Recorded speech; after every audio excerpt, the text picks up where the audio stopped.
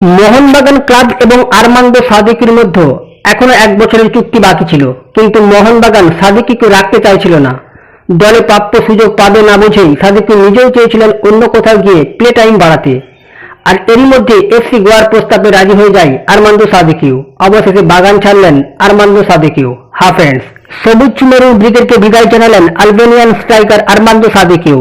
গতবার ISL field champion হওয়া মোহনবাগানে বেশ ভালোই অবদান ছিল সাদিকিওর।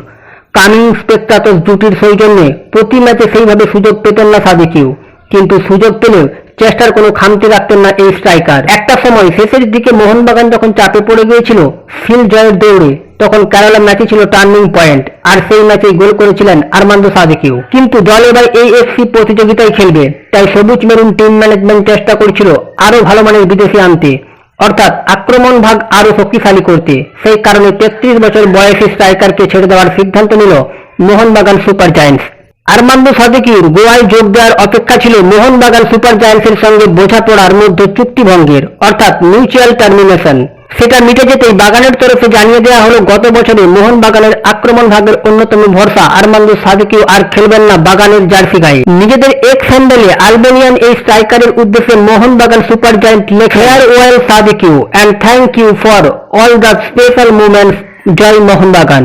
গতবার আইএসএলে মোহনবাগানের হয়ে 22টা ম্যাচের মধ্যে 10টি ম্যাচে পরিবর্তিত ফুটবলার হিসেবে মাঠে নেমেছিলেন আর্মান্দো সাদিকিও। করেছিলেন 8টিরও বেশি গোল। 8টি গোলের পাশাপাশি ছিল একটি অ্যাসিস্ট, অর্থাৎ সব ম্যাচ খেলতে পারলে শুরুর থেকে তার গোলের সংখ্যা বাড়তে পারত। এই পরিস্থিতিতে সাদিকিও ব্যক্তিগতভাবে চেয়েছিলেন বেশি সময় মাঠে কাটাতে। সেই মতো কেরালা ব্লাস্টার্স দলের সাথেও তার কথা চালাচ্ছিল তার এজেন্ট। কথাবার্তা অনেক দূর এগোনোর পর এফসি গোয়াও তাকে সই করাতে চায়। আর্মান্দো সাদিকি নিজেও সেই ক্লাবে খেলতে রাজি হতেই কথাবার্তা চূড়ান্ত হয়ে যায়। গোয়া থেকে বেশ কয়েকজন ফুটবলার চলিত মরশুমে দল ছেড়েছেন, যার মধ্যে অন্যতম ব্র্যান্ডন ফার্নান্দেজ। তাই সাদিকিকে দলে নিয়ে ডুরান্ডের আগে দল শক্তিশালী করল এফসি গোয়া।